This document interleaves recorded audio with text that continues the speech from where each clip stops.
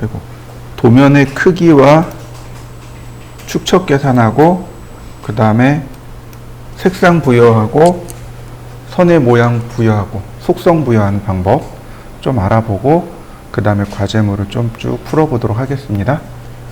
적어도 우리가 설계를 배우게 되면 적어도 도면의 크기는 이해를 할 수 있어야 되겠죠.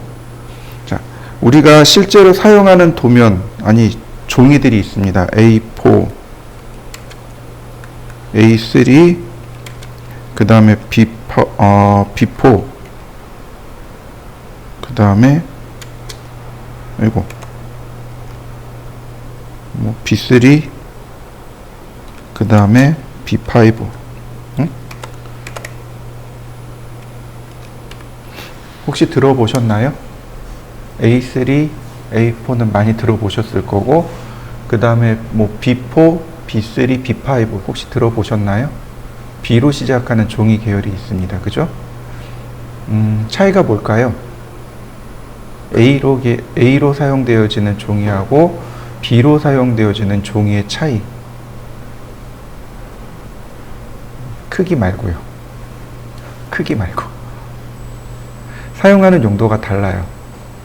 그러니까 주로 B로 사용하는, 그러니까 B 계열의 종이는 인쇄 출판 용지입니다. 이쪽이 인쇄하고 출판하는 인쇄 출판 용지입니다. 여러분들 신문 같은 거 있잖아요. 신문이라든지 우리 무간지라 그러죠. 무슨 저기 일주일에 한 번씩 나오는 그런 것들이 전부 다 인쇄 출판 용지입니다. 그게 다 비계열로 시작해요. 그래서 우리 문방구 가서 전지 주세요 그러잖아요. 그게 비제로입니다. 이해되셨나요? 근데 설계를 하기 위해서는 사용하는 종이가 A 계열입니다. A 계열은 설계용 도면으로 보시면 돼요. 그래서 A 계열의 가장 큰 게 A0고요. A1, A2, A3, A4 여기까지 사용합니다.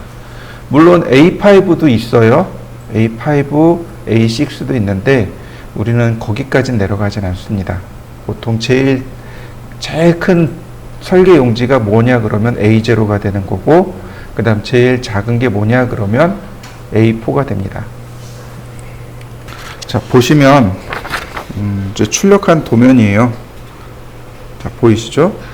우리가 보통 도면을 이렇게 세로로 설계하지 않습니다. 이해되시죠? 도면은 다 항상 이렇게 가로로 설계합니다. 그러니까 가로 곱하기 세로 이렇게 쓰셔야 돼요. 종종 이렇게 세로 곱하기 가로 이렇게 쓰시는 분들도 계세요. 틀렸다고 말을 할 수가 없긴 한데, 그러니까 우리가 늘 습관적으로 쓰던 걸 원칙으로 하시면 좋겠습니다. 가로, 세로. 왜냐면 도면은 이렇게 가로로 놓고 쓰기 때문에 가로, 세로 이렇게 쓰시면 돼요. 예외 규정이 있습니다. A4만큼은 이렇게 세로로 설계할 수 있습니다. 이해되셨나요? A0부터 A3까지는 이렇게 가로 설계를 원칙으로 합니다. 그러나 A4는 세로를 허용합니다. 이해되시죠? 자, 그 다음에 A0의 사이즈는 1189mm에 841mm가 됩니다.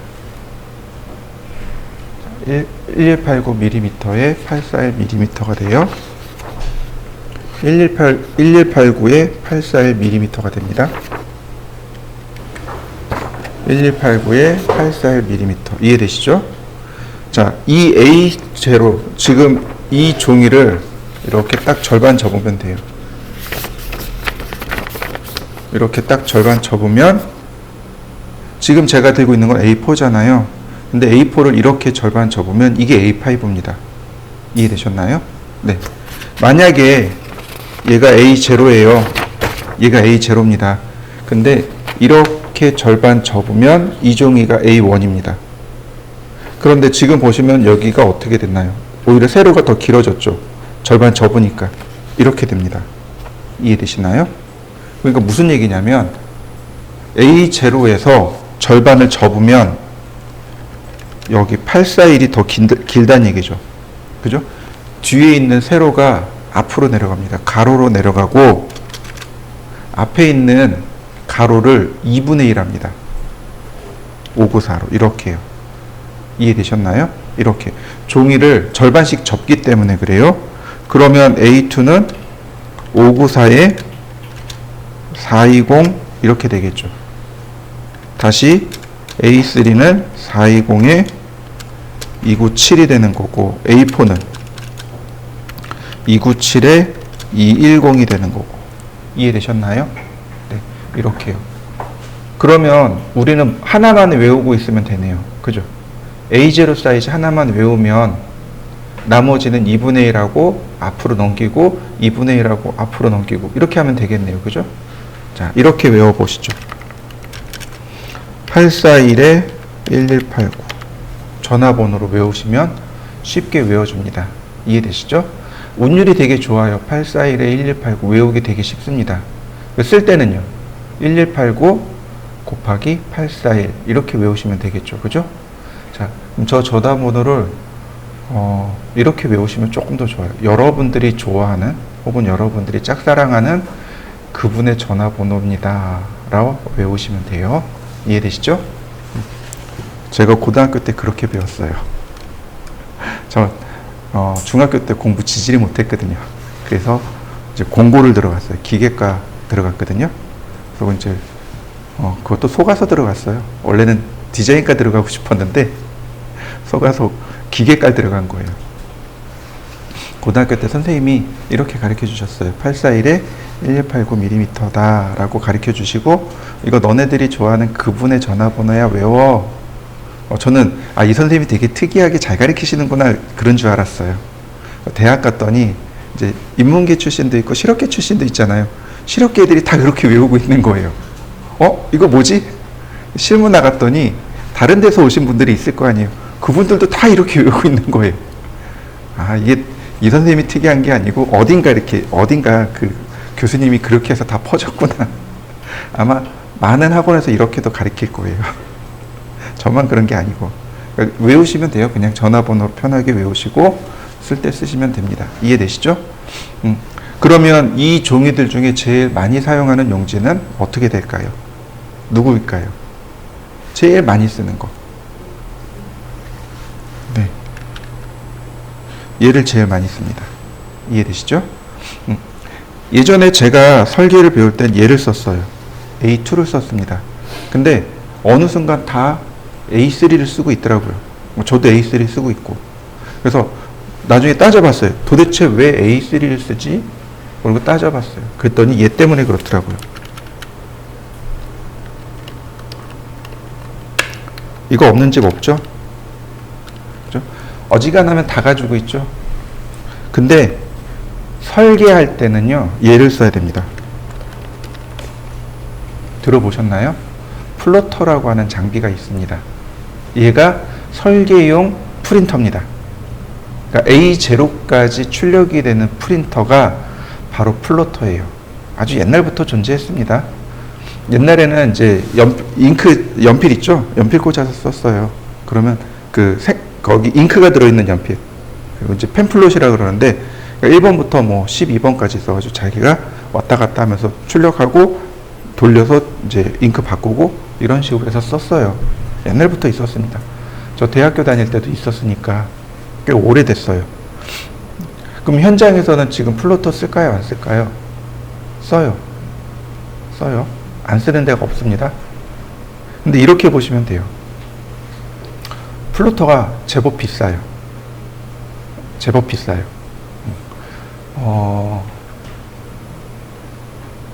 예를 들어서 이렇게 보죠. 여러분들이 이제 나중에 한 10년, 15년 일하고 창업을 했어요.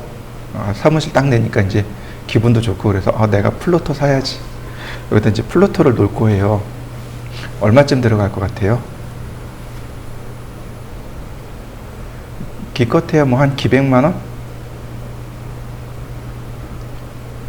아니요, 더 주셔야 돼요.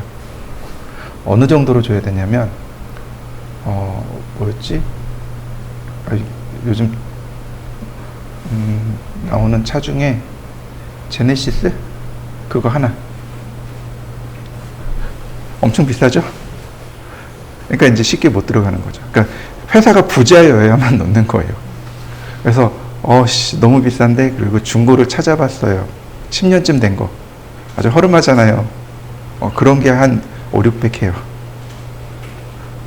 정말 내가 이 플로터를 가지고 사업을 하겠다. 억대가 넘어가는 것도 있어요. 플로터가 저게 생각보다 많이 비싸요. 그러니까 어떤가요? 플로터를 갖출 수가 없잖아요. 그죠? 그럼 어떻게 하면 돼요? 프린터를 쓰면 돼요. 옛날에는 프린터도 비쌌어요. 그죠? 제가 기억하기로는 저는 도트 프린터를 썼어요. A4 나오는 도트 프린터 아시나요? 이게 점을 이렇게 딱딱 그 바늘처럼 바늘이 이렇게 막 찍는 거예요. 그러면 찍찍 소리가 나요. 글자 한 자 이렇게 출력하면 찍찍 이렇게 소리가 나요. 옛날 프린터인데 그것도 그 당시에 대졸 초임 100만 원 할 때 그러니까 대기업 대졸 초임 월급 100만 원 할 때 30만 원 했거든요.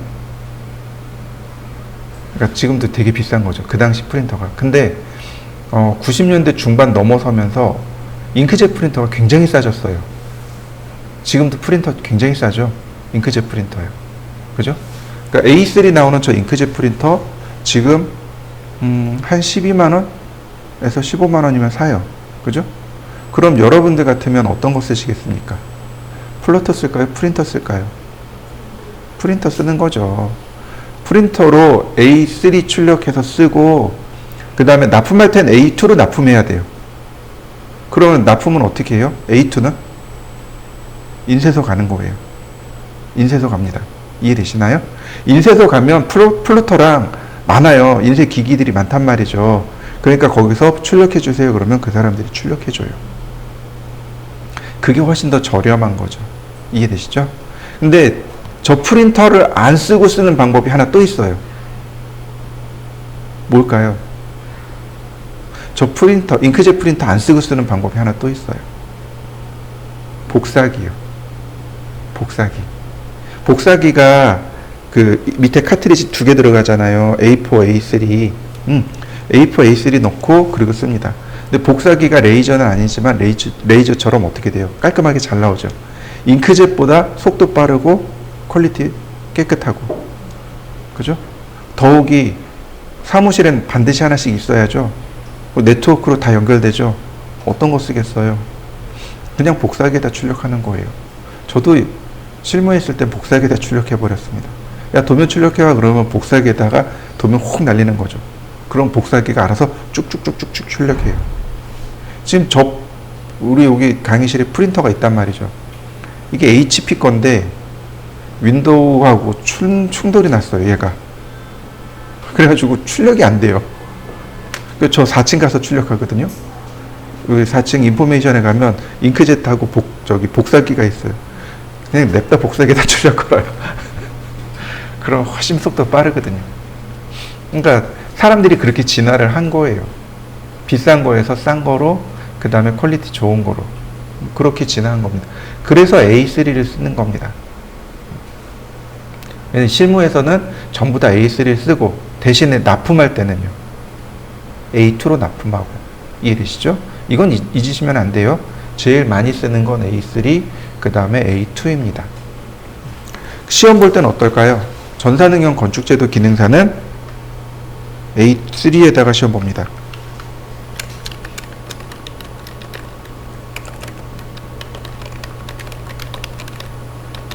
이해되시죠? 그 다음에 또 하나.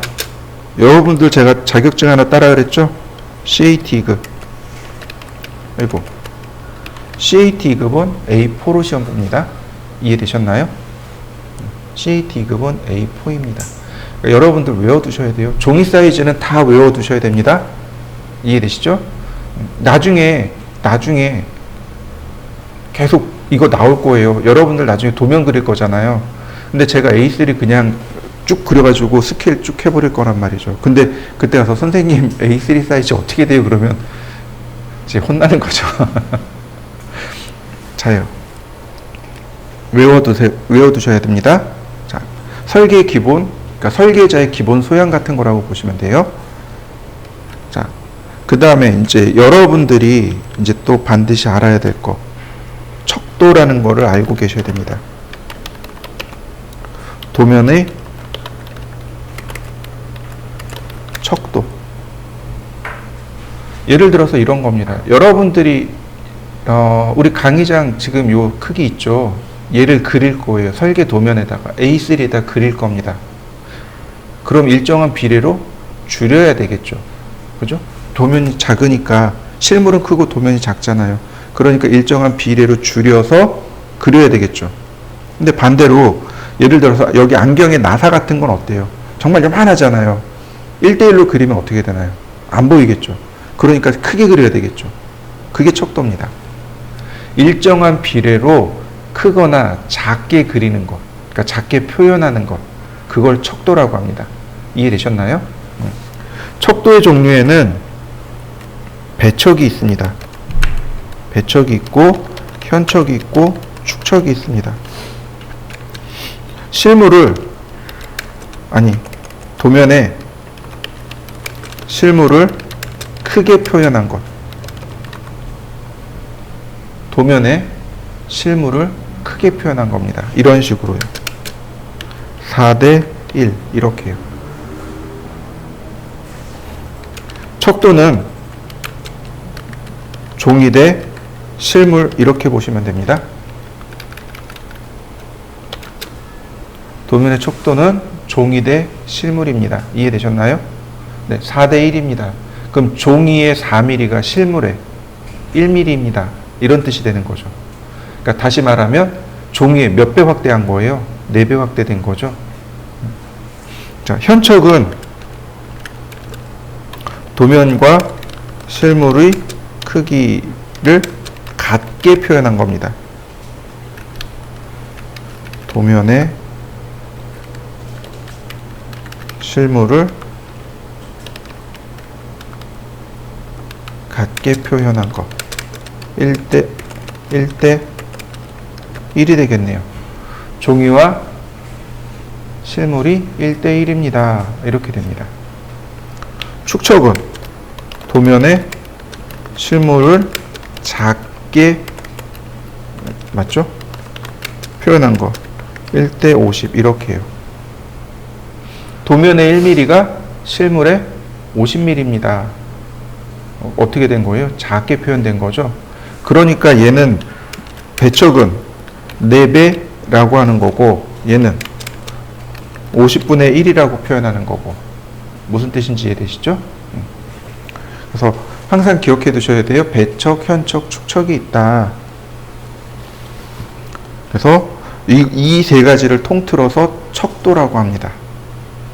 자, 계산하실 수 있겠죠? 자, 예를 들어서 이런 거죠. 이제 제가 여러분들한테 늘 하는 얘기, 그러니까 여러분들 말고도 이제 위에 다른 분들한테도 늘 하는 얘기, 현장에 꼭 가셔야 돼요. 현장에 꼭 가보셔야 됩니다. 이해되시죠? 현장을 안 가고 도면을 못 그려요. 아니, 현장 안 가고 도면을 그릴 수 있어요. 근데 현장 가서 현장을 익히고 도면을 그리는 거하고 현장을 모르고 도면을 그리는 건 차이가 큽니다. 그러니까 반드시 현장을 꼭 가셔야 돼요. 아, 저는 뭐 이래서 힘들어요, 저래서 힘들어요. 그건 다 핑계예요. 왜냐면 저랑 같이 근무했던 분들이 다 여성분들이고 남성분들이고 현장 다 다녔어요. 실제로도 그 같이 근무했던 그 여자 과장님도 현장에 나가서 반장님들하고 이 욕하면서 썼어요.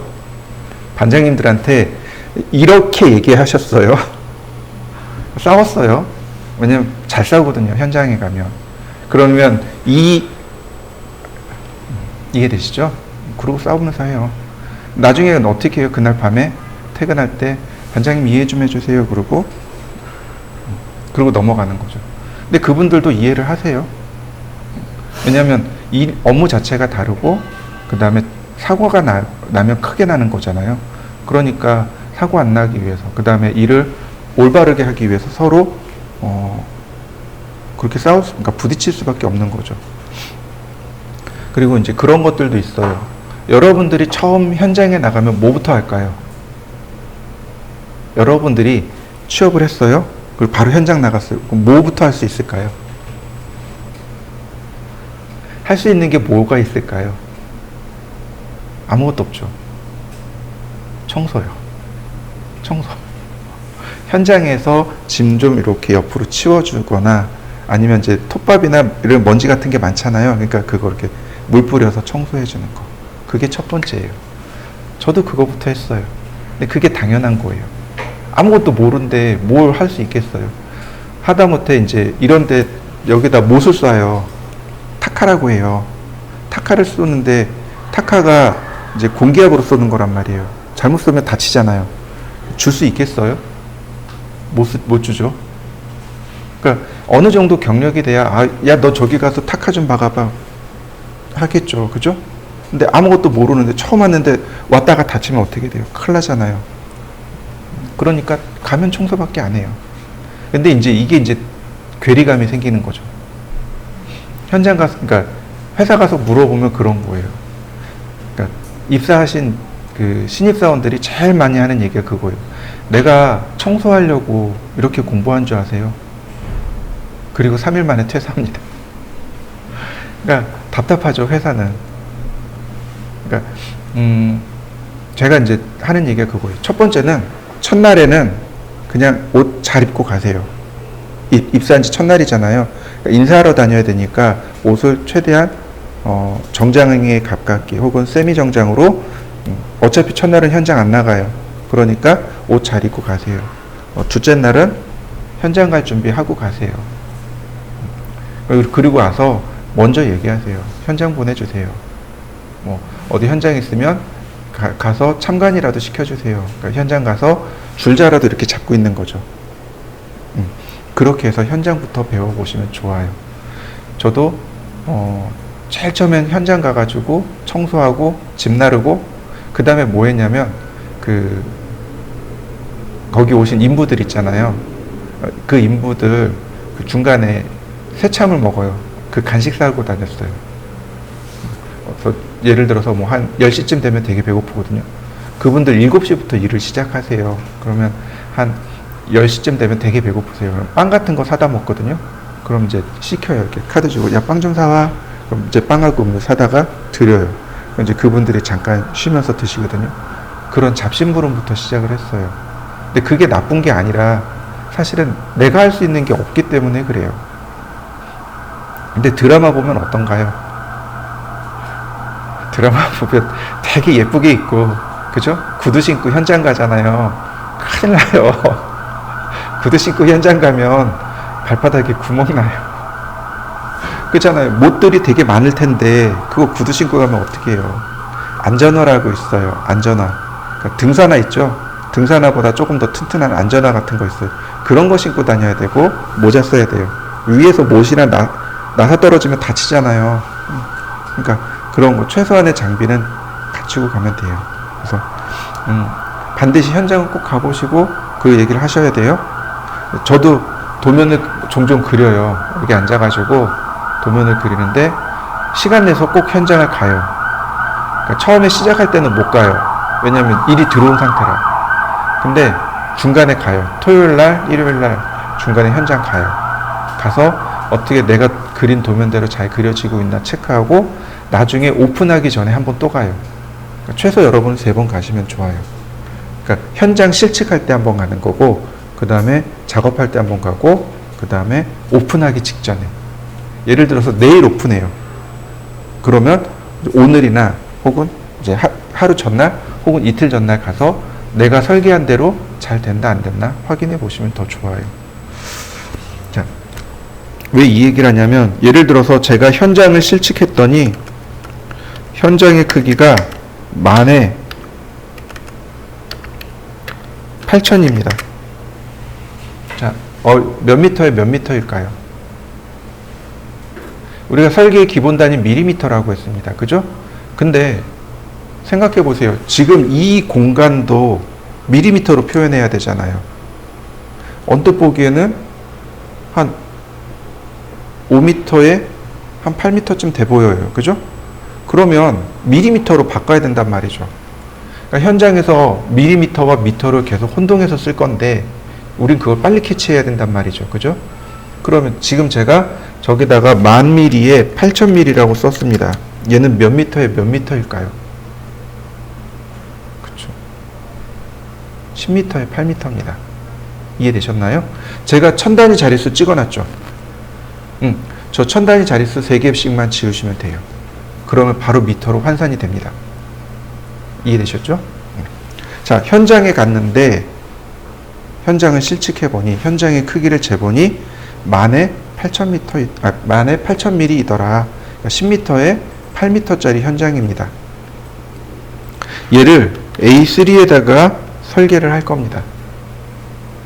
당연히 작게 그려야 되겠죠. 그죠? 그러면 얼마나 작게 그려야 되죠? 배율이 얼마일까요? 척도가 얼마일까요? 저 고등학교 때 그랬어요. 선생님이 그거 대학교 가면 배워. 그래서 그렇구나. 대학 갔는데 현장 가면 배워. 그렇구나. 현장 가면 배우는구나. 현장 갔더니 뭐라 그러는 줄 아세요? 니네 학교 다닐 때 뭐 배웠니? 엄청 당황했어요. 도대체 이거를 누가 가르쳐 주는 거야? 근데 이제 그때 팀장님이 알려주시더라고요. 팀장님이 야, 그러지 말고 이렇게 해봐. 실물에 곱하기 2배를 합니다. 여백이 필요해요. 도면에는 내가 실물만 그리는 게 아니고 치수도 들어가요. 그 다음에 제목줄도 들어가요. 그 다음에 표제란도 들어가요. 그러니까 대략 2배의 여백이 필요합니다. 굉장히 저스트한 겁니다. 그러니까 저 2배가 아니라 1.5나 1.8을 쓰셔도 돼요. 혹은 2.5나 3을 쓰셔도 됩니다. 저 2라는 숫자는 경험치예요.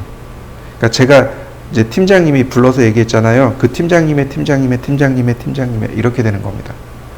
누군지 모르지만 아주 오래 선대에 누가 이거를 캐치해서 알려주는 거죠. 이거 나누기 종입니다. 자, 이해되셨나요? 그러면 가로 세로 비율이 다르잖아요. 그러니까 가로 세로를 각각 하는 겁니다. 자, 10,000mm에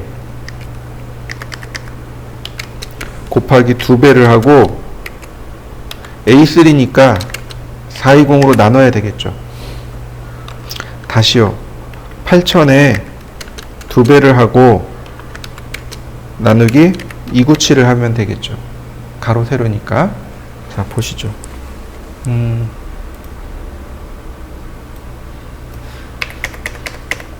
만에 2배를 하고 420으로 나누고 47 나왔네요. 자, 그 다음 8,000에 2배를 하고 나누기 297 53.8이네요. 네, 당연하죠. 가로 세로 비율이 다르니까 결과치도 당연히 다르겠죠. 이 중에 작은 건 버리는 겁니다. 얘는 버림, 얘는 선택. 얘가 기준입니다. 자, 이해되셨나요? 이때 우리가 이제 기준이 되는데 53.8분의 1이 있을까요? 없어요. 53분의 1이 있을까요? 없어요. 50분의 1이 있고요.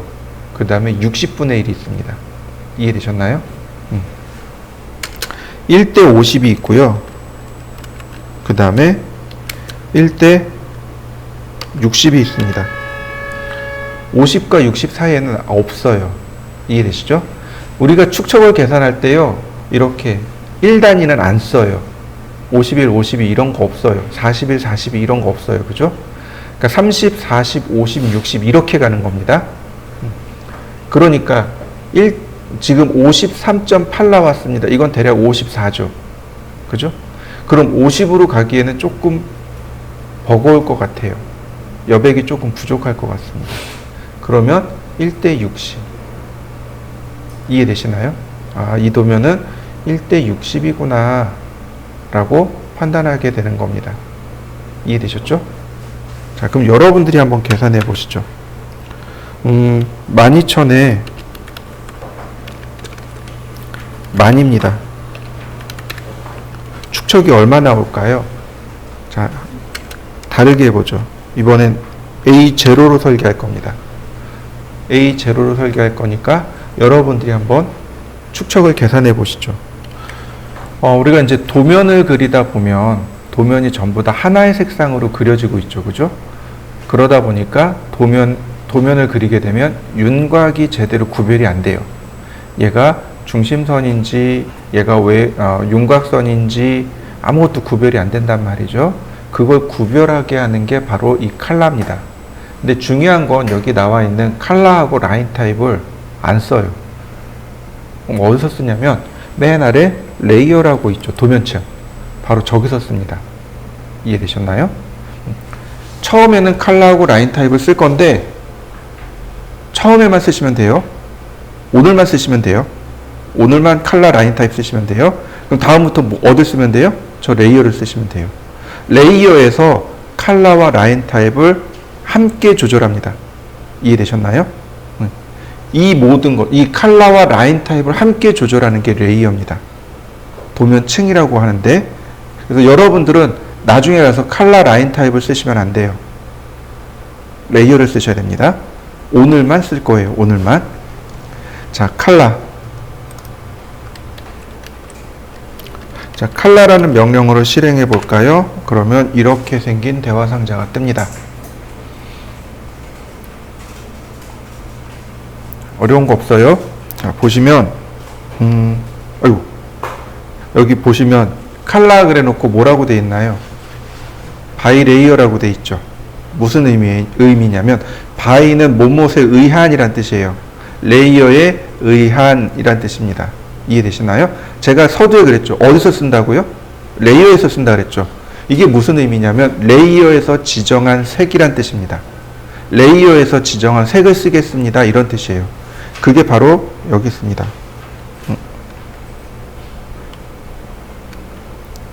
이 바이 레이어라는 거, 이 버튼이 레이어에서 지정한 색을 쓰겠습니다. 이런 뜻입니다. 이해되셨나요? 이게 기본값이고, 여기 보시면 여기 빨간색 보이시죠? 여기 인덱스 칼라 1번이라고 떴네요. 얘가 1번 색, 얘가 2번 색, 3번 색, 4번 색, 5번 색, 6번, 7번 이렇게 갑니다.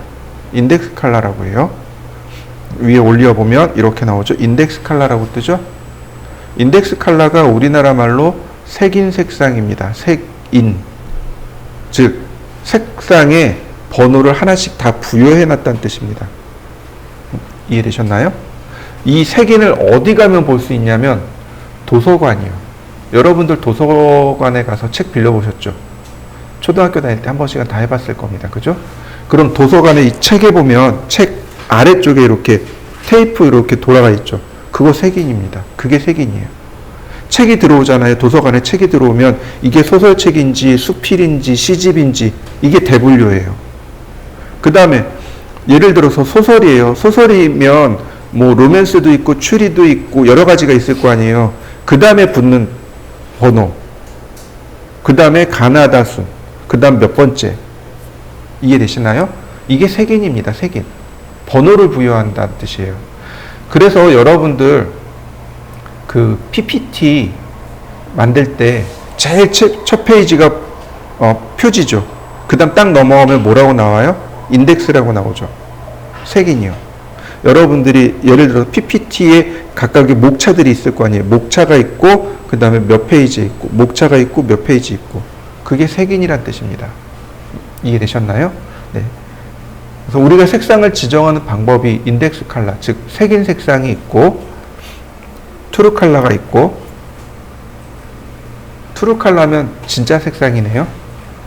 가짜 색상 진짜 색상이 아니고 이거는 트루 컬러는 전체 색상이란 뜻입니다. 전체 색상이란 뜻이고, 그 다음에 컬러북, 이건 컬러북이라는 것이 있습니다. 인쇄소나 아니면 페인트 가게에 가면 컬러북이 있습니다. 이만한 컬러북이 있어요. 이렇게 이렇게 길쭉한 칼라책이 있어요. 두께 한 이 정도 돼요. 그래서 이렇게 넘겨서 볼 수 있습니다. 근데 보면은 색상이 있고 그 색상 뒤에 이 색상의 이름이 있고 이 색상을 만들려면 무슨 색, 무슨 색, 무슨 색을 몇 프로, 몇 프로, 몇 프로 조합하면 이 색이 나옵니다. 라고 하는 그런 것들이 존재합니다. 그게 칼라북이에요. 우리 칼라북은 안 씁니다. 트루 칼라요? 역시 트루 칼라 안 씁니다. 그럼 우리가 쓰는 건 뭐예요? 인덱스 칼라입니다. 이해되셨나요? 자, 지금부터 이제 상식으로 넘어가겠습니다. 상식으로. 자.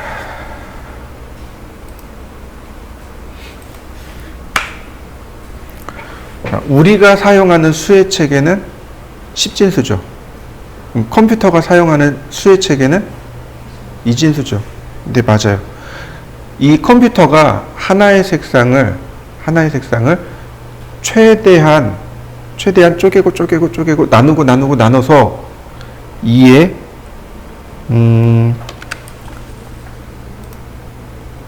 어디 갔을까요? 네, 여기 있다. 2의 8승계까지 표현할 수 있답니다.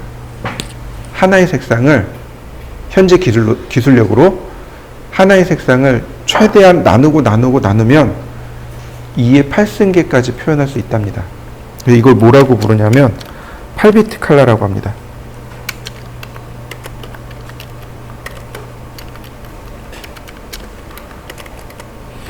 (8비트) 칼라라고 해요.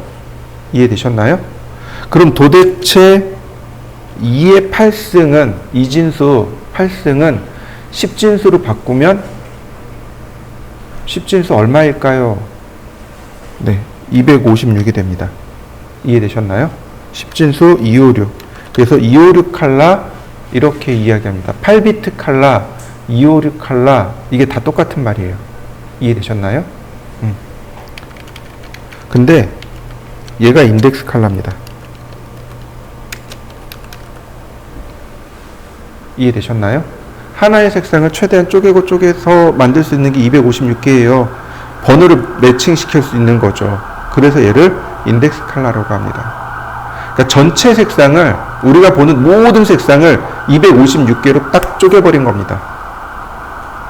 그걸 인덱스 칼라라고 해요. 여기보다 이제 조금 더 발전한 색상 체계가 나옵니다. 그게 뭐냐면 2의 16승, 즉 16비트 칼라가 되는 거죠. 자, 그 다음에 얘보다 조금 더 발전된 색상이 나옵니다.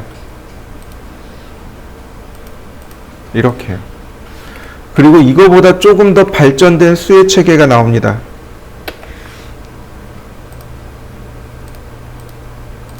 이렇게요. 자, 이해되셨나요? 24승, 32비트, 그러니까 32승까지. 즉, 16비트 칼라, 24비트 칼라, 32비트 칼라, 여기까지가 최대입니다. 이 이상은 없어요. 이해되셨죠? 자, 이 16비트는 대략 64,000개 정도. 64,000개 정도의 색상을 표현할 수 있다고 해요. 자, 얘는 이렇게 보시면 돼요. 여러분들 빛의 삼원색하고 색의 삼원색 혹시 기억하시나요? 기억이 안 나시나요? 초등학교 다녔을 때 다 배웠을 텐데. 자, 먼저 빛의 삼원색이요. 레드, 그죠? 그린, 블루. 그래서 얘를 뭐라고 부르냐면 RGB 칼라라고 합니다. 이해되셨나요? 이걸 RGB 칼라라고 해요. 빛의 삼원색을 이용해서 색을 만듭니다. 이걸 RGB 칼라라고 해요. 그럼 색은 어떨까요? 색상은 어떨까요? 제가 배운 바로는 빨판으로 배웠습니다. 그죠? 여러분들 그렇게 배웠나요? 기억이 안 나요. 노란색, 사이안, 마젠타. 이렇게 됩니다. 이해되셨나요? 근데 이 색의 삼원색은 100% 검정색이 안 나옵니다. 빛의 삼원색은 100% 검정색이 나와요. 근데 색의 삼원색은 100% 검정색이 안 나옵니다. 그래서 여기다가 뭘 붙여줘야 되냐면 블랙을 붙여줘야 됩니다. 이해되셨나요? 그래서 얘를 뭐라고 부르냐면 CMYK 컬러 이렇게 이야기합니다. 자, 보세요. 잉크죠? 그죠? 맞습니까? 노란색, 사이안색, 마젠타색. 빨간색이 아니에요. 그죠? 근데 빨간색이랑 똑같잖아요. 우리는 색의 스펙트럼이 크죠? 빨간색. 그 다음에 얘 뭐예요? 이게 사이안이에요. 이게 사이안색입니다. 이게 우리는 뭐라고 부르는 거예요? 그냥 파랑이라고 불러버린 거예요. 초등학생 애들이 뭘 알아요, 알기는. 그러니까 빨파노 이렇게 배워버린 겁니다. 이해되시죠? 잉크젯 프린터에 이렇게 들어가요. 칼라 레이저에 이렇게 들어가요. 그러니까 색을 이용해서 출력을 할 때 CMYK로 출력하던가 아니면 RGB로 출력하던가 우리가 바라보는 이 모니터, 휴대폰, 텔레비전, TV죠. 이런 빔 프로젝트는 전부 다 RGB 색상입니다. 그런데 우리가 종이로 보는 것들 있잖아요. 잉크로 출력하는 것들 있잖아요. 이런 건 전부 다 CMYK입니다. 그러니까 색상 체계가 조금 달라요. 이해되시죠? 제가 얘기하고자 하는 건 바로 여기서 이거예요. 이 24비트가 왜 24비트가 됐냐면 레드가 2의 8승이고 그린이 2의 8승이고 블루가 2의 8승이고 빛의 삼원색으로 색을 만든다 그랬잖아요. 그리고 하나의 색상당 최대 2의 8승계까지 할 수 있다 그랬잖아요. 그러니까 레드, 그린, 블루 2의 8승이잖아요. 각각. 이 세 개를 조합하면 모든 색이 나오게 되는 거죠. 그래서 얘를 트루 컬러라고 부릅니다. 아이고. 전체 색상이에요. 더 이상 색상을 만들 방법이 없다라고 해서 이걸 트루 컬러라고 합니다. 대략 1200만 개.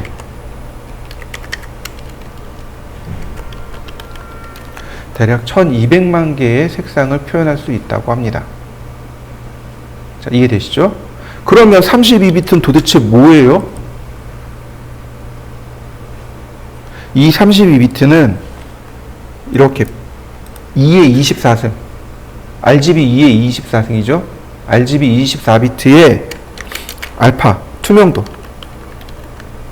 투명도가 2의 8승이 붙습니다. 투명도가 들어간 색상 체계를 32비트라고 합니다. 이해되셨나요? 네. 조금 어렵죠? 그럼 현실적인 얘기를 하죠. 자, 현실적인 얘기입니다. 여러분들 혹시 이 파일 보셨나요? GIF 파일. 써보셨나요? 어떤가요? 색상이 그렇게 잘 표현되던가요? 안 되죠? GIF 파일이 8비트 포맷입니다. 그럼 이제 느낌이 오시나요? GIF 파일은 8비트 포맷입니다. 다시 말할까요? GIF 파일은 256개의 색상만 저장할 수 있습니다. 그렇게 만들어진 파일이에요. 이해되셨나요? 그러니까 여러분들이 나중에 포트폴리오를 해야 돼요. 그럼 GIF 파일을 쓰면 될까요? 안 될까요? 안 되는 거죠. 자요, 또요. 이거 우리 많이 써요. JPG 파일. 저 JPG 파일이 16비트 컬러입니다. 64,000개를 저장할 수 있어요. 사람의 눈은 저렇게 숫자가 확 올라가면 잘 구별 못해요. 근데 트루 컬러를 쓰다가 JPG 컬러, 16비트 컬러 쓰면 확 비교가 돼요. 퀄리티가 떨어지는 걸 확인할 수 있습니다. JPG 컬러는 16비트 컬러입니다. 그러니까 여러분들 휴대폰으로 사진 찍을 때 혹은 DSLR 카메라로 찍을 때 고용량으로 저장하시겠습니까? 혹은 저용량으로 저장하시겠습니까? 할 때 저용량이 바로 저 JPG 컬러입니다. 64,000개의 색상만 저장하겠습니다. 이런 뜻이 되는 거거든요. 그러면 트루 컬러는요? 여러분들 BMP 파일 들어보셨나요? BMP 파일, 그 다음에 TIF 파일, 이게 다 트루 컬러입니다. 태초에 인터넷 처음 시작했을 때 저 BMP 파일 썼단 말이에요. BMP 파일 썼어요. 1메가짜리 파일 하나 전송시키는데 20분 걸렸어요. 그냥 그것도 좋다고 썼어요, 저희는. 20분 걸렸어요. 그러니까 이제 요구가 빗발친 거죠. 파일이 너무 커요. 파일 좀 줄여주세요. 그러니까 파일을 이렇게 줄이는 방법을 찾은 거예요. 그래서 만들어진 게 저 GIF 파일이에요. 쭉쭉 가죠. 근데 퀄리티가 어때요? 떨어졌죠. 그러니까 사람들이 한 번 더 요구해요. 아, 퀄리티는 높고 파일 작은 것 좀 만들어주세요. 그래서 JPG가 나온 겁니다. 근데 이제 인터넷 속도가 쭉쭉 발전했죠? 이제 상관없는 거죠. 자, 그 다음에 여기에 해당하는 파일이 있습니다. 그게 뭐냐면 TGA라는 파일하고 PNG라는 파일이에요. 과거에는 저 TGA 타가 파일을 썼어요. 타가 파일을 썼는데 요즘은 안 써요. 왜냐하면 저 타가 파일이 어디서 쓰냐면 방송 쪽에서 써요. 저 타가 파일은 파일을 무압축으로 저장합니다. 무압축으로 저장해요. 그러니까 퀄리티도 좋은데 파일 사이즈도 커요. 근데 그 대안으로 만들어진 게 PNG 파일입니다. 우리 요즘 PNG 파일 많이 쓰죠? 24비트 포맷에 알파 채널까지 들어가는 거예요. 투명도까지 들어가기 때문에 PNG를 쓰는 겁니다. 그럼 이제 결론 나왔죠. 여러분들 포트폴리오 할 때 뭘 써야 돼요? PNG 파일이요. 나중에 우리 스케치업 할 거잖아요. 그죠? 스케치업에서 렌더링을 할 거예요. 렌더링된 결과물을 뭘로 써요? PNG요. 이해되셨나요? 근데 얘네들이 이렇게 색상 정보가 이렇게 들어갑니다. 이해되시죠? 자, 이번에는 여기로 넘어갑시다. 자, 빛의 삼원색, 색의 삼원색 이해되시죠? 빛은 어떤가요? 색을 더하면 더할수록 하얗게 바뀌고 빼면 뺄수록 어둡게 바뀌죠. 그래서 가산법, 더할 가짜를 써서 가산법. 색은 어떤가요? 더하면 더할수록 어둡게 되고 빼면 뺄수록 밝아지죠. 그래서 감산법. 이해되시나요? 네, 종종 시험에 나와요. 가산법, 감산법. 그러니까 꼭 기억해 두시면 되겠고요. 자, 그 다음에 우리 이제 저 빛의 삼원색, 색의 삼원색에 대해서 조금만 더 이해를 하고 넘어갑시다. 프랑스 사람 휴라는 사람이 있었습니다. 휴라는 사람이 있었는데 미술학자예요.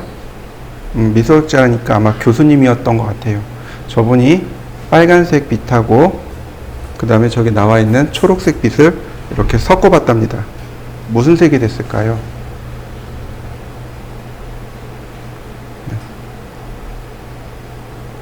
요 색이요. 그래서 제가 중간에 적어 놓은 겁니다. 이해되시나요? 노란색이요. 그린하고 블루하고 더하면 사이안, 블루하고 레드하고 더하면 마젠타.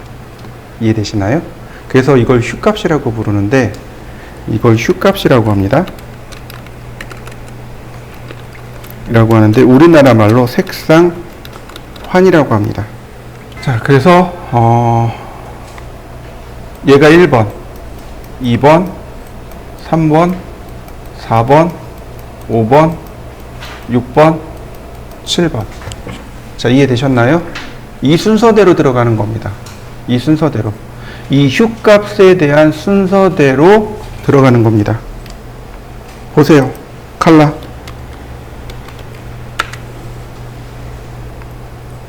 자, 휴값의 순서대로 들어간 거 보이시나요? 색상 환이라서 그렇습니다. 색상 여기 띠가 된 거죠. 이 마지막 7번까지, 여기까지를, 1번부터 7번까지를 표준 색상이라고 합니다. 스탠다드 컬러라고 하고, 바로 여기다가 색상의 번호를 입력하시거나 색상의 이름을 입력하시면 됩니다. 예를 들어서 내가 레드를 쓰고 싶어요. 그럼 여기다가 1번이라고 쓰면 됩니다. 1번. 그리고 OK. 그리고 라인을 그려볼까요? 1번 색 들어간 거 보이시죠? 다시 2번.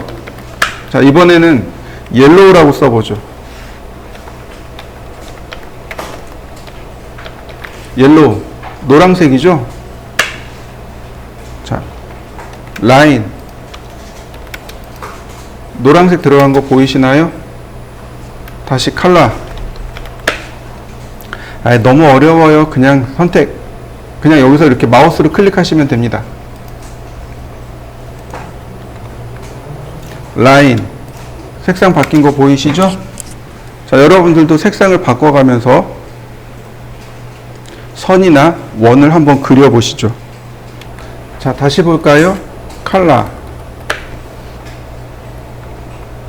바로 여기가 1번 색이고 7번까지는 표준 색상이라고 했습니다. 스탠다드 컬러라고 했고, 색상의 번호와 이름이 함께 들어가 있는 것, 이걸 스탠다드 컬러라고 하고, 그 다음에 8번부터는 인덱스만 있습니다. 이 인덱스만 있어요. 자, 여기가 10번이고요. 지금 마우스로 클릭한 데 있죠? 바로 저기가 10번이고, 그 다음 그 맞은편이 11번입니다. 색상 번호가 위, 아래, 이렇게 커져 나가는 거예요. 이해되시죠? 그 다음에 왼쪽부터 오른쪽으로 이렇게 순서대로 바뀝니다. 그러면 바로 여기, 지금 여기가 240번, 그 다음에 맞은편이니까 41번. 다시 말하면 위의 색상은 짝수, 아래 색상은 홀수. 그러면 자, 여기 볼까요? 여기가 248번, 249번, 그 다음 250번, 51번, 52번, 5번까지. 자, 이해되시나요? 1번부터 255번까지 여기 색상 체계로 이루어져 있습니다. 이해되시죠? 자, 근데 다시 한번 물어보죠. 우리 지난번에도 얘기한 적이 있어요. 10진수는 1부터 10이 맞습니까? 0부터 9가 맞습니까? 0부터 9요. 근데 지금 256 컬러라고 했잖아요. 그죠? 인덱스 256 컬러라고 했는데 1번부터 255번까지 있잖아요. 그럼 숫자 하나가 안 보이네요. 자, 0번부터죠. 그죠? 0번부터 255번까지란 말이죠. 그죠? 그럼 0번 어디 갔을까요? 그 0번이 여기 바이 블럭이요. 얘가 0번입니다. 내가 0 쓰고 엔터 치면 바이 블럭으로 바뀝니다. 이해되셨나요? 근데 우리가 쓰는 건 뭐예요?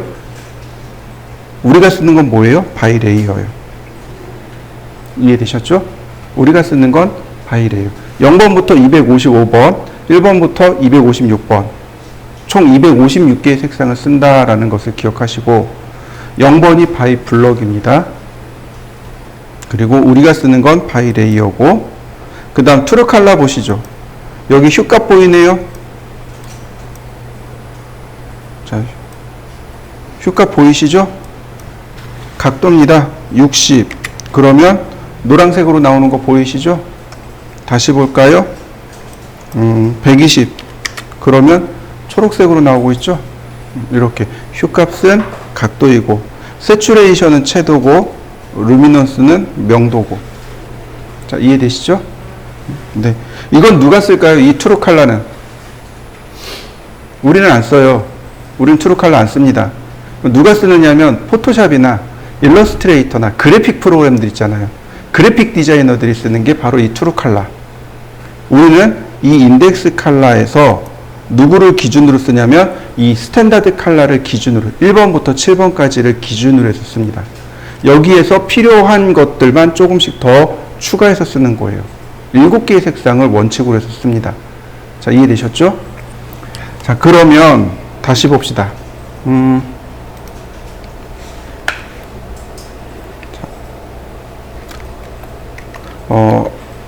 도면에 들어가는 선의 종류들이 있습니다. 뭐 중심선이라든지, 이건 이제 전산응용 건축제도 기능사를 기준으로 설명을 드릴게요. 단면선, 그 다음 마감선, 치수 문자, 그 다음 해칭선, 그 다음에 단열재, 인면선 이렇게 들어갑니다. 얘가 빨간색, 얘가 노란색, 얘가 그린, 사이안, 블루, 마젠타, 화이트 이렇게. 얘를 원래는 안 쓰는데 얘 그린으로 들어가면 맞는데 그린. 자, 마감 블루, 치수 문자 그린, 해칭 이렇게요. 가로쳐 놓은 건 실무에서 쓰는 겁니다.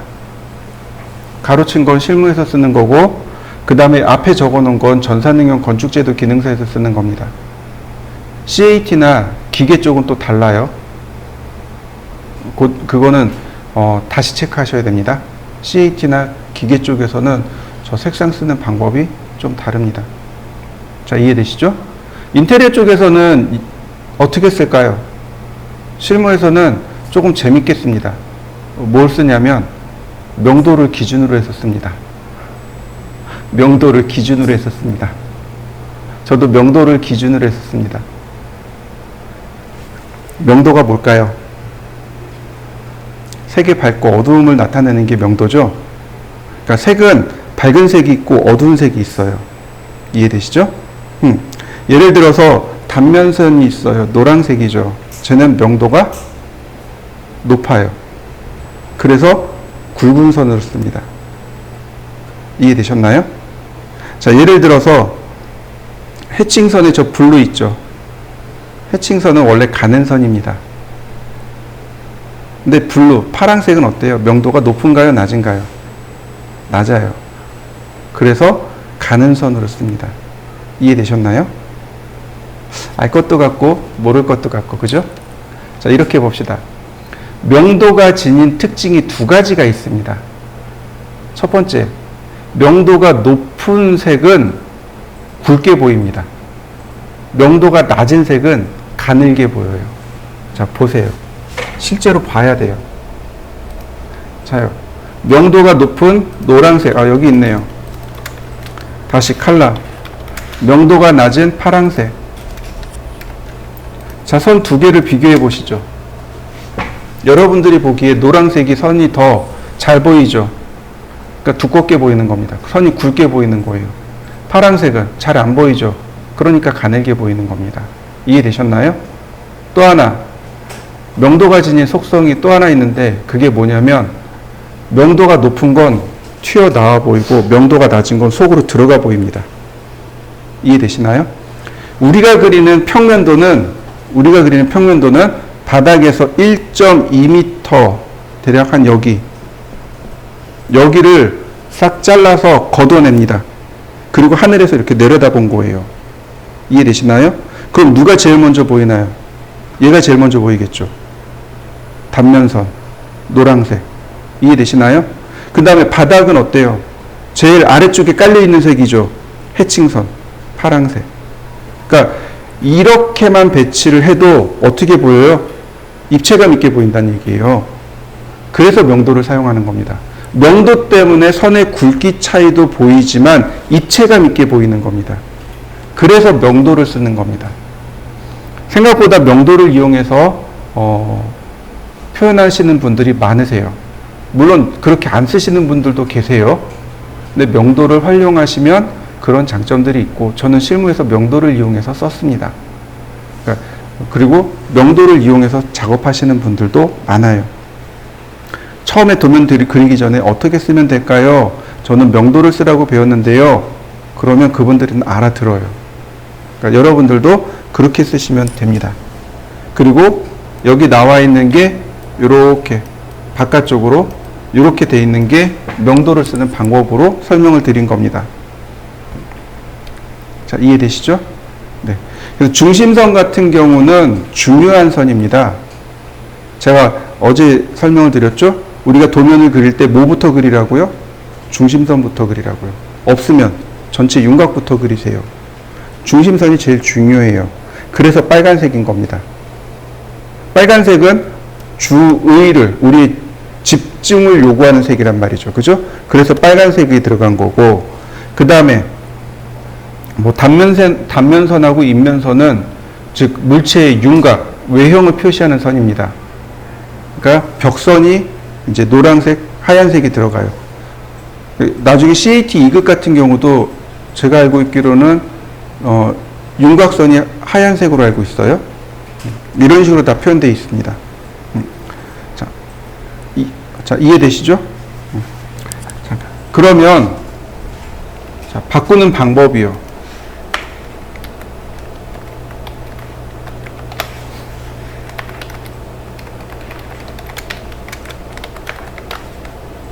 바꾸는 방법이 요만큼 있는데 두 가지만 설명드릴게요. 요 두 가지.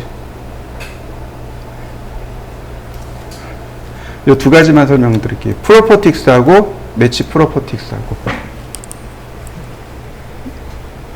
속성값하고 그 다음에 속성 일치하고 요 두 가지만 설명드립니다. 자, 매치 프로퍼틱스는 뭐냐면 여러분들 컨트롤 숫자 1을 눌러보세요. 그러면 이렇게 속성창이 뜹니다. 자, 한번 띄워보시죠. 이렇게요. 그러면 지금 있는 요 색상 정보가 여기 나옵니다. 색상을 여기서 바꾸셔도 돼요. 이렇게 바꾸셔도 됩니다.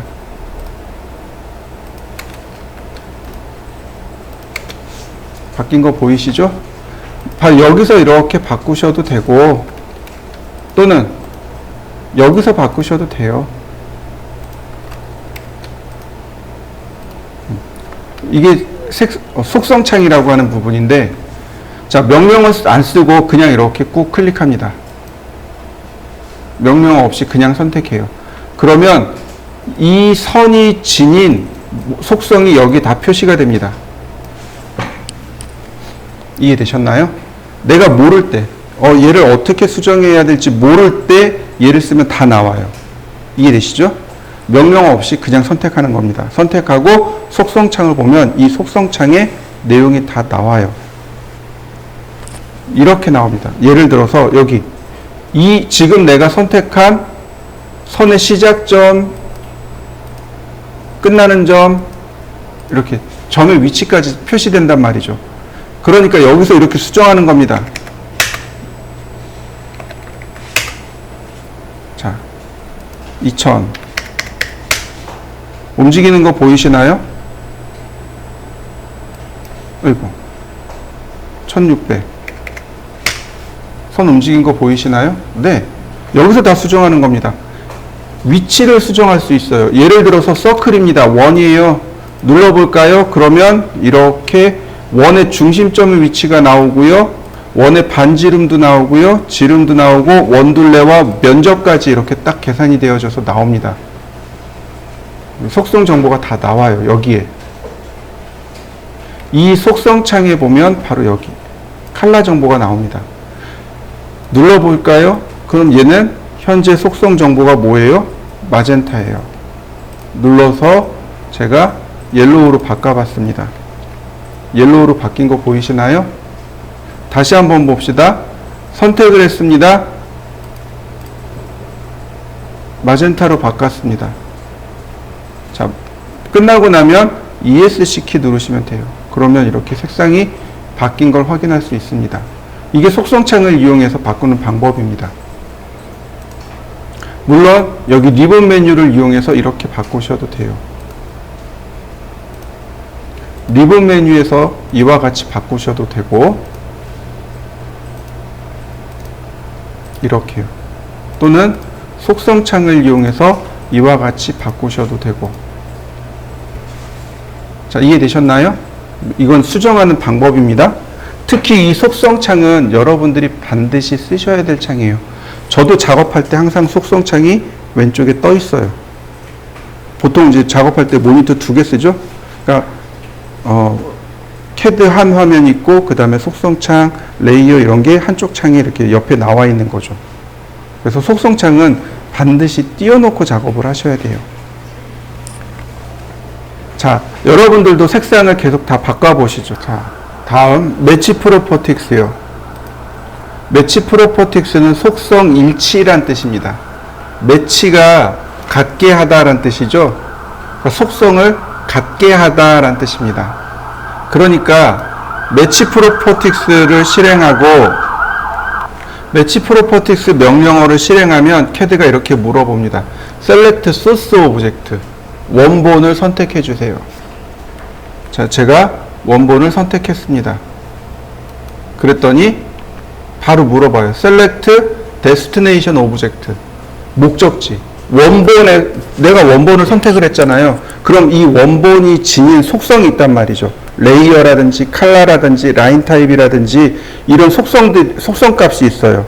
이 값을 데스티네이션, 목적지가 어디냐 이거죠. 내가 지금 내가 원본에서 가져온 이 속성의 목적지가 어디냐 이거죠. 데스티네이션, 목적지란 뜻입니다. 이해되시죠? 이거 어디 가면 많이 들을 수 있는 단어인 줄 아세요? 지하철이요. 지하철 타면 많이 들어요. 이 열차의 목적지, 종착역은 어디입니다. 그럴 때 영어로 이게 데스티네이션이라는 단어를 많이 써요. 또 하나가 지금은 이제 하는지 안 하는지 모르지만 그 스타크래프트 있죠. 오락. 이렇게 딱 선택을 하면 목적지를 알려달라 그래요. 데스티네이션 그래요. 클릭하면 거기까지 막 이동해요. 데스티네이션은 목적지란 뜻입니다. 그러니까 내가 지금 원본에서 가져온 목적지가 어디냐 이거죠. 그래서 이 목적지를 클릭해주면 어떻게 돼요? 색상이 바뀐 거 보이시나요? 우리가 이제 내일 라인 타입하고 레이어까지 할 거란 말이죠. 그러면 그거까지도 이렇게 다 바꿔줘요.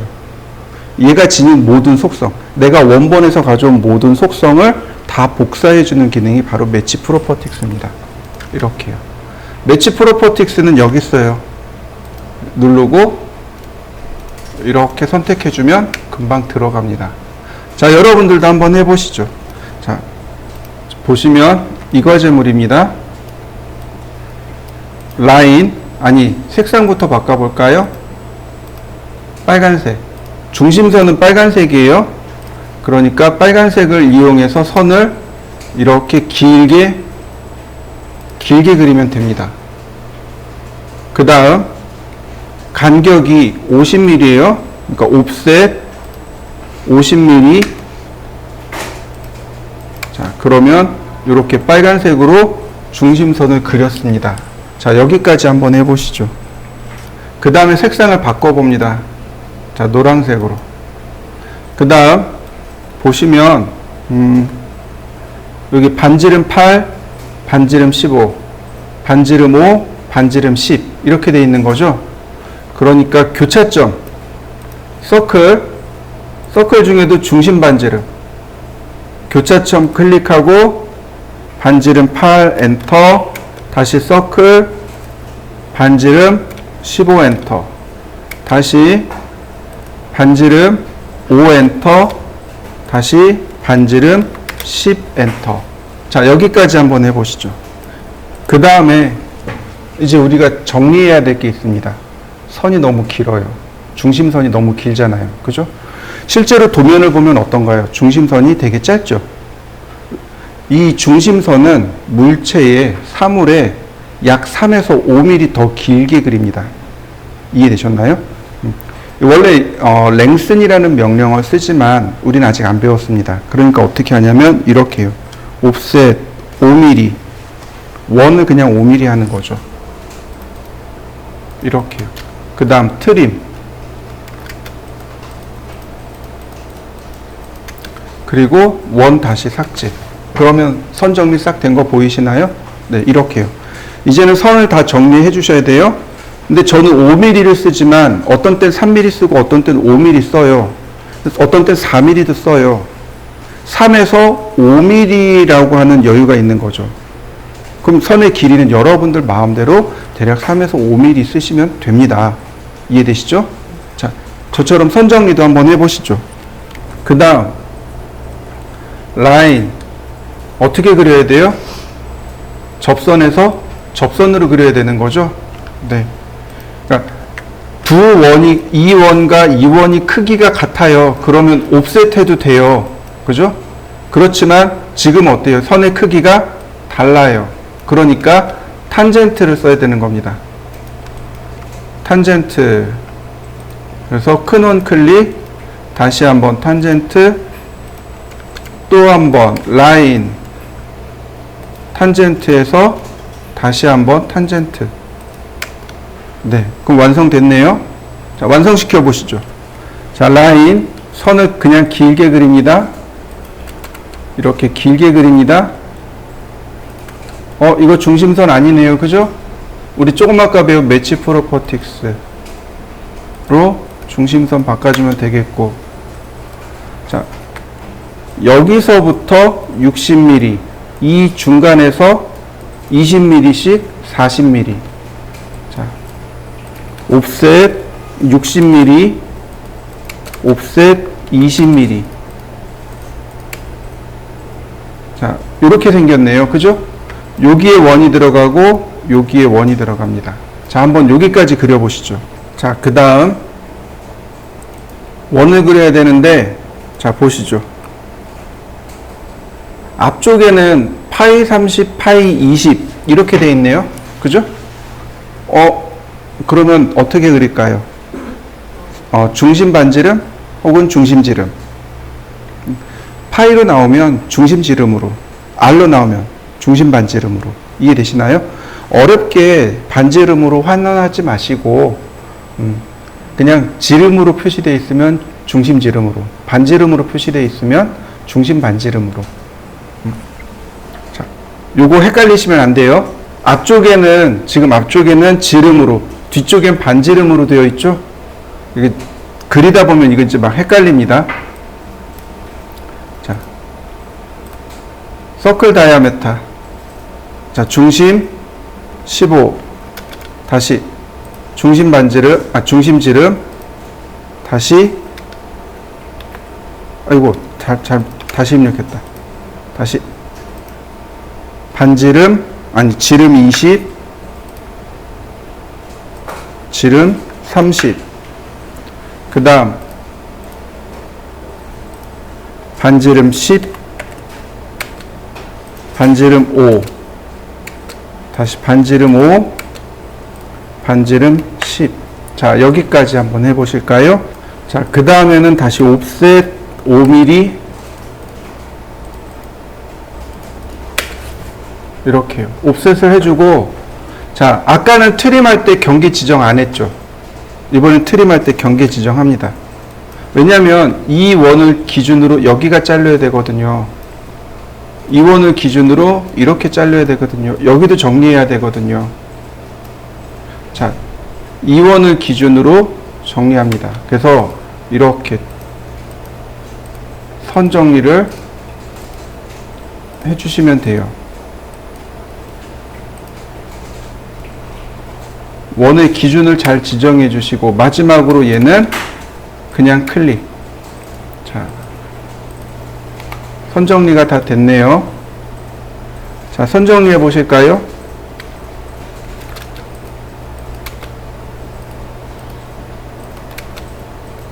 자, 그리고 라인 다시 한번 또 탄젠트에서 탄젠트로, 다시 한번 또 탄젠트에서 탄젠트로. 자, 서클 TTR 접하고 그 다음 반지름 15. 자, 이럴 때 이제 우리가 경계를 지정하는 거죠. 트림. 이렇게 한 번에 잘라야 되는 거죠. 그러니까 경계가 이 원과 이 원 두 개가 경계가 되고, 엔터, 클릭. 다시 볼까요? 만약에 여기를 트림하지 그러니까 경계를 지정하지 않고 엔터를 치게 되면 어떻게 돼요? 3번을 눌러야 되는 거죠. 그렇지만 트림을 하게 되면 경계 지정하고 엔터 한 번이면 잘려지겠죠. 자, 이해되셨나요? 자, 완성시켜 보시죠. 제일 중요한 건 중심선입니다. 자, 라인 길게 다시 한번 길게 그리고 자 55mm 옵셋 55mm 다시 서클 아니 레이어를 바꿔볼까 아니 색상 바꾸고요. 서클 지름 8mm 15mm 다시 한번 8mm 15mm 자, 이런 경우는 옵셋 하면 돼요. 15mm 옵셋 매치 프로퍼틱스로 그 다음 트림으로 자르면 아랫부분은 됐습니다. 그 다음 선이 이렇게 올라가야죠. 자, 여긴 60도 여긴 40도 요 사이 각이 40도란 뜻이죠. 다시 말하면 100도 자, 10도로 바꾸고 라인 자, 60도 방향으로 하나 그 다음 100도 방향으로 하나 매치 프로퍼틱스로 그 다음 서클 반지름 60 역시 매치 프로퍼틱스로 그 다음 서클 반지름 5mm 다시 한번 서클 반지름 10mm 자 옵셋 10mm 그러면 이 바깥쪽은 금방 이렇게 되겠죠. 자 이렇게 하지 마시고 옵셋 5mm 여기부터 정리해 볼까요? 자 이렇게 옵셋하고 경계 지정하지 않고 엔터를 치면 선들이 이렇게 지저분하게 남는단 말이죠. 그러니까 이렇게 경계가 복잡한 경우에는 경계를 지정하고 트림하시는 게 가장 빠릅니다. 그리고 자 옵셋 5mm 경계를 지정하고 작업하는 게 빠를 때가 있고 지정하지 않고 작업하는 게 빠를 때가 있고 그 상황에 따라서 여러분들이 판단하시는데 경계가 복잡하다 이게 기준입니다. 여러분들 보시기에 여러분들 주관에 경계가 복잡한데 그럼 경계를 지정하고 트림하시는 게 빠르고 괜찮네 그러면 경계 안 그러니까 지정 안 하고 트림하는 게 더 빠릅니다. 자 옵셋 5mm 10mm 다시 자 이 부분은 연장하시면 돼요. 익스텐드 여기까지 매치 프로퍼틱스로 그 다음 트림을 어떻게 하느냐면 요 선을 기준으로 합니다. 이 선과 이 선을 기준으로 해서 엔터 그러면 이렇게 쉽게 트림하실 수 있어요. 서클 TTR 접하고 반지름 30인 원. 자, 그냥 이렇게 지우면 되겠죠. 그러면 자, 왼쪽 건 끝났고요. 자, 오른쪽 것은 중심선의 위치를 찾아야 됩니다. 이 오른쪽에 있는 도면은 중심선의 위치만 잘 찾으면 나머지는 어려운 게 없습니다. 자, 라인 그냥 길게 그렸습니다. 자, 서클 여기가 반지름 7mm가 여기 있고요. 그 다음 7mm 네, 옵셋 14mm 그 다음 20mm 바로 여기에 반지름 7mm 짜리 원이 하나 있고요. 그 다음 옵셋 77mm 근데 바로 여기 7mm 옵셋해서 여기에 반지름 10mm짜리가 있습니다. 그 다음 이 선에서 61mm입니다. 옵셋 61mm. 그 다음 32mm, 35mm. 옵셋 32mm, 35mm.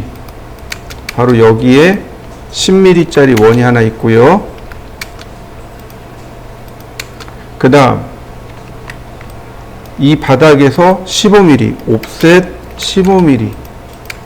바로 여기에 반지름 12mm짜리 원이 하나 있고요. 서클 반지름 20mm짜리 이렇게 있습니다. 나머지는 이제 옵셋 트림으로 선정리합니다. 옵셋 3mm. 그 다음 트림으로 선정리.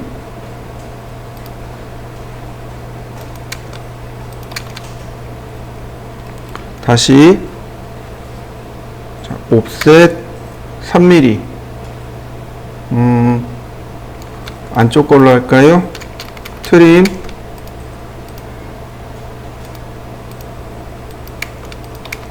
다시 옵셋 3mm. 다시 한번 트림. 다시 옵셋 3mm. 다시 한번 트림. 다시 옵셋 3mm. 다시 한번 트림.